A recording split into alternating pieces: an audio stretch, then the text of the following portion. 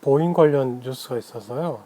제가 보잉이 관심주는 아닌데, 이 비행기 사고 두 번 났잖아요. 작년 10월 달에 하고 이번 올해 3월 달에 났는데요. 이제서야 그 경영진 교체가 한 건 나왔어요. 지금 737 맥스 그 생산과 딜리버리를 담당하고 있는 이 에릭 린드블라드라는 이분이 은퇴하시고요. 737 맥스에 관해서 이제 나무위키에 들어가서 정보를 좀 봤고요.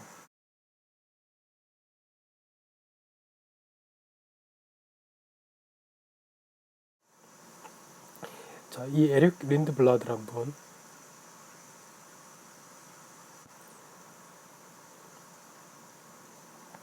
일단 이제 아직 바이스 프레젠트 앤 제너럴 매니저 737 프로그램이라고 되어 있죠. 18년 8월경에 737 책임자가 왔고요. 그 전에는 777X 관련된 그 책임자였다고 합니다.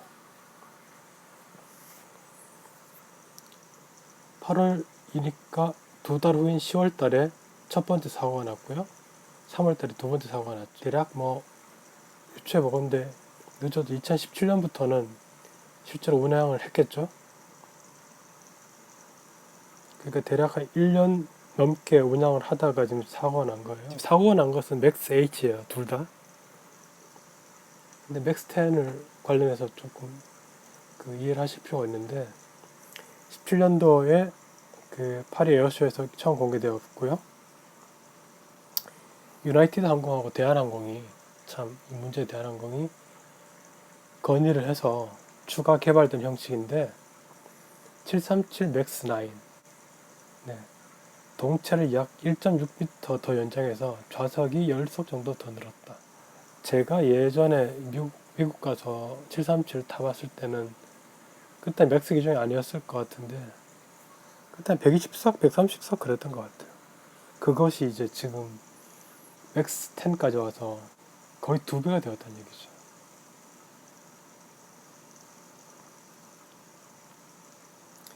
그래서 첫 발표 이후에 18년 2월 기준 18개 항공사로부터 416대 주문을 받았대요. 그래서 2020년부터 고객사에 인도할 예정이라고 합니다. 경쟁 모델인 에어버스 A321 네오, A321 네오에 비해 운항 비용에서 약 5% 우위를 주장하며 장기적으로는 이제 기존의 노후된 737하고 또 에어버스의 기존 모델인 A320을 대체해서 저가 항공사들이 이 기종을 채택할 것으로 기대하고 있다. 이 자리에 오게 된 분이 이제 마크 쟁스라는 분인데요. 이분은 벌써 바이스 프레젠트 앤드 제너럴 매니저 737 프로그램 앤 렌트 사이트라고 이미 이분은 바뀐 걸로 되어 있어요. 저 로이터 기사에서 보면 이분에 대해서 이렇게 되어 있어요. 말하자면 이 사람으로 하여금 이 문제를 해결해서 다시 생산을 다시 되돌리고 그 다음에 비행기도 다시 인도해라, 이런 임무를 이 사람한테 맡긴다는 거예요. 그리고 또 하나가 있습니다. 737 맥스 10의 개발을 완료해라. 2020년도에 인도한다고 했잖아요. 그러니까 이것도 이 사람이 책임지고 해야 되는 거죠. 2018년 10월달 첫 사고가 났을 때의 2개월 전인 18년 8월에 777을 하고 있던 이 사람을 생산 책임자로 임명합니다. 그러니까 이분은 실제로 737 맥스 8, 10 이쪽에 대해서 잘 모르던 사람이라고 볼 수 있죠. 말하자면은 설계 이런 쪽에서는 이분이 책임이 없어요. 이분이 이제 생산을 제대로 온타임하게 해야 된다는 그런 임무가 주어지는 거죠. 여기서 제 가설입니다. 2017년부터 이미 운항하기 시작했을 것으로 보는데 이미 문제점 알고 있었을 거라고 저는 생각해요. 비행기에서 데이터가 있고 또 조종사들이 또 리포트를 내거든요. 어떤 문제점이 있었다? 운항 중에 분명히 관련된 문제점이 나왔었을 거예요.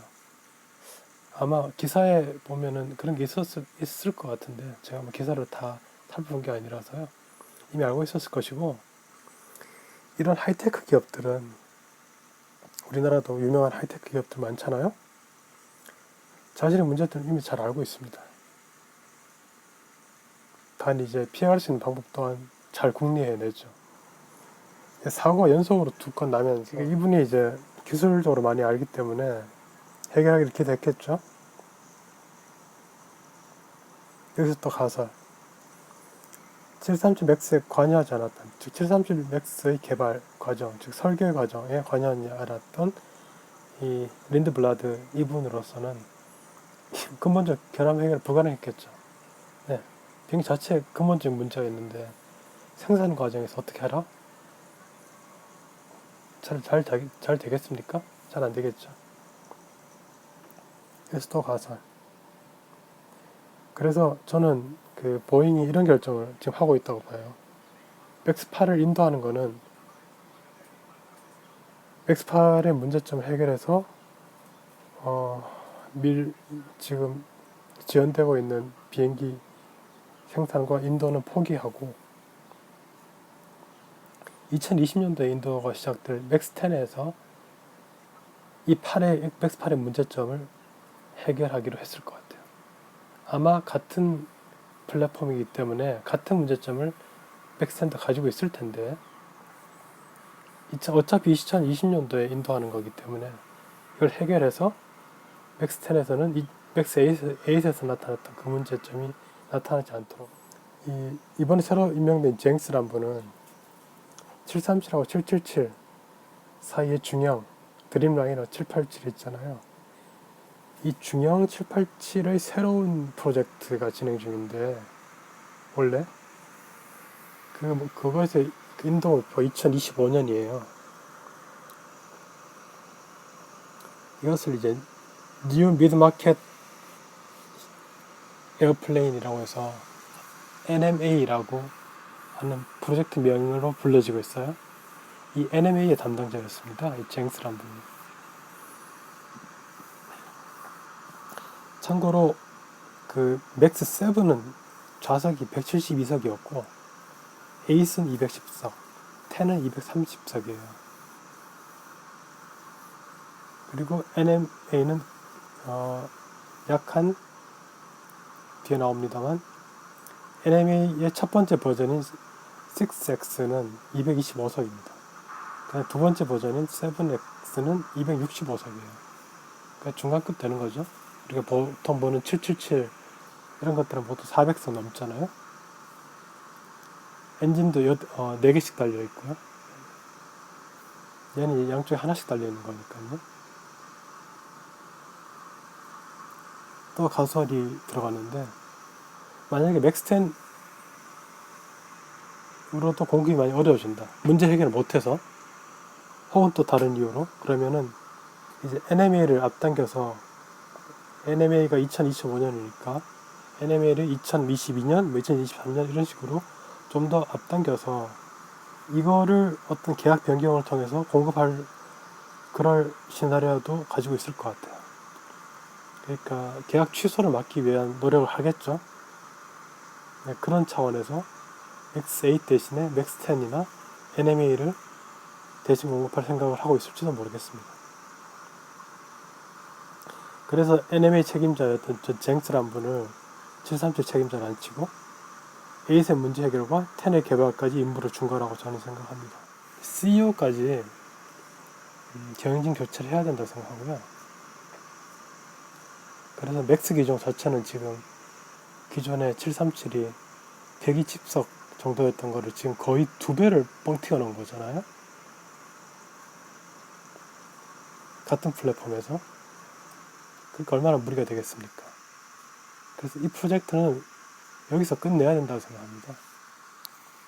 굉장히 너무 욕심을 부렸다고 생각해요. 저가 항공사들이 워낙 많아지니까 저가 항공사들은 장거리 뛸 필요가 없잖아요. 그러니까 단거리만 뛰기 위해서는 비싼 777이나 옛날에 747이 필요한 게 아니라 또 그 중형이라고 볼 수 있는 787까지도 필요 없고 737이 필요한 건데, 여기서 또 승객을 좀 더 태워야지 항공사 남는 거니까요. 맥스라는 게 굉장히 많이 팔렸다는 거죠.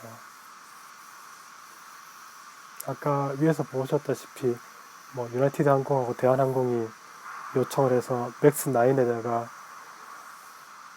기체 길이를 1.6m 더 늘려서 10석을 더 추가해달라는 요청 때문에 뭐 맥스 10을 개발하겠다 이런 얘기 드렸는데, 맥스를 중단하고요, 완전히 새로운 기종 개발로 결단을 내려야 한다고 생각합니다. 그 가장 쉬운 것은 지금 하고 있다는 NMA의 개발을 지금 737 맥스에 있던 인력들을 이쪽으로 다 돌려서 좀 더 당기는 수밖에 없다고 생각합니다. 그래서 항공사들하고 협상을 해서 인도 기간을 1년, 2년 정도 늦춰서라도 NMA라는 그 새로운 플랫폼의 비행기, 그 내용을 가서 보면은 동체는 777이나 787의 그 동체를 쓴다고 합니다. 그러니까 원래 250석 정도였던 787, 네, 걔가 맞는 거죠. 원래 787은 200석 중반대의 그 좌석수를 가지고 있는 그런 비행기니까요. 그 동체를 가지고 230석짜리를 만든다. 이건 말이 되잖아요. 무리가 없어 보이잖아요. 아니면 뭐 또 다른 프로젝트를 하든가. 근데 그럴 시간은 없겠죠. 이게 이제 고수익을 내는 대기업의 문제로 확연히 드러나는 사례라고 저는 생각합니다. 돈이 많기 때문에 그냥 땜빵으로 막았다가 큰일 나면은 다시 돈으로 처벌하면 된다. 만약에 큰일이 안 나면은 다행인 거고, 보잉을 맹신하는 어떤 그 전문가가 이 첫 사고 났을 때 보잉이 주가가 팍 떨어졌잖아요. 그때 이건 해결될 거라고 하면서 이런 얘기를 해요. 보잉이라는 주식은 워낙 좋은 주식이기 때문에 언제 사느냐 가 중요한 게 아니라 가지고 있느냐 가지고 있지 않느냐가 중요한 거라고. 그러니까 무조건 사라는 얘기죠. 최근에는 이분이 지금 보잉 주가가 안 올라오고 보잉이 계속 문제가 나오고 있잖아요. 거기에 대해서 멘트를 안 할 수 없었겠죠. 올해는 주가가 어렵다라는 말을 몇 번 했어요. 좀 지나다 보면 이제 단기 반등할 수도 있겠죠. 그리고 또 그 사고 때문에 떨어졌던 그 갭을 메우고 갭은 반드시 채운다, 뭐 이런 격언 있잖아요. 갭을 메우고 올라간다는 둥. 그리고 숫자는 좋다, 뭐 이익 좋게 나오고 어닝 계속 올라가는 추세고 멀티플 괜찮고 뭐 이런 얘기를 가지고 숫자는 좋다, 즉 펀더멘털은 좋다.